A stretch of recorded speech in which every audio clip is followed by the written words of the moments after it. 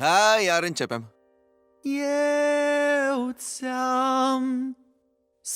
Eu ți-am spus, am dreptate în tot ce-am spus. Ți-ar fi mult mai bine dacă ai asculta. Nu te compătimesc, ascultă când îți vorbesc. Eu ți-am spus.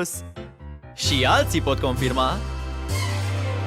El ți-a spus, este drept tot ce ți-a spus. Ți-ar fi mult mai bine dacă ai asculta. Nu te compătime.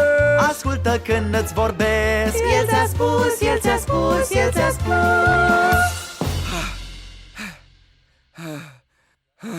Ai terminat de spus că aveai dreptate? Da.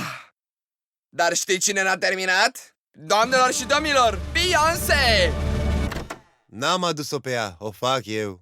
A fost greșeala ta, despre asta vom cânta. Cred că simți că tu ești cel mai mare ton. Ascultă când îți vorbesc, subtilități nu găsesc. Eu ți-am spus. El ți-a spus. Dar îți spunem cu toți, el ți-a În caz că nu ți era clar, îți spun că aveam dreptate. spus.